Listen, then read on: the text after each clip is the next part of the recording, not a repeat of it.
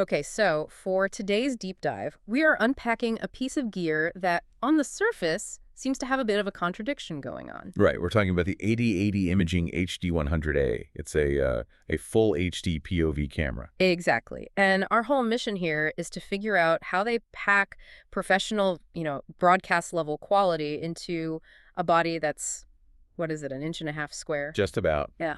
It's tiny. And they call it cost-friendly, which is the other part of that And puzzle. just so everyone's on the same page, POV just means point of view. It's one of those cameras you can, stick anywhere to get a really unique shot. And that's where the specs get really interesting, because for something that small, they are not messing around. Okay, so let's start there. What's the core of the image quality? Well, it starts with the sensor. It's a 13-inch progressive CMOS, pushing out a true 1920 by 1080 resolution. But that's not the real story here. The story is in the data, right? Exactly. It's the color space. Hmm. The HDMI output is 4.2.2 YCBCR, and crucially, it's 10-bit. And that 10-bit detail is, that's everything for a professional workflow. It's a game changer. You get so much more color information than with a standard 8-bit camera. It means cleaner color grading, better keying. It basically screams broadcast ready, not, for fun. And if you're hiding this thing in a dark concert venue or some other tricky spot, the low light has to be there. Oh, it is. We're talking zero point 0.2 lux, which is already pretty good. But then you turn on the slow shutter feature. And it drops way down. It drops to 0.005 lux.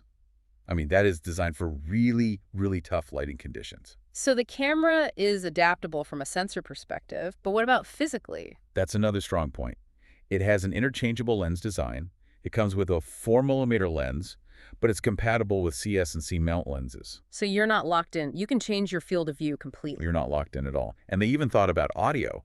There's a 3.5mm stereo input, so you can embed your audio right into the HDMI signal. So one cable does it all. One cable.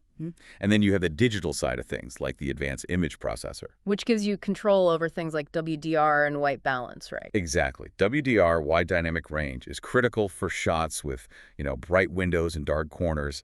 It keeps you from losing all that detail. And how do you control all that if the camera is mounted 20 feet up on a truss? Well, you can use the built-in on-screen controls if you can get to it, or you use the RS-485 Vias Key A protocol. That lets it hook into big professional remote control systems. Okay, so let's pivot. The price. This is where the context gets really, really important. It really does.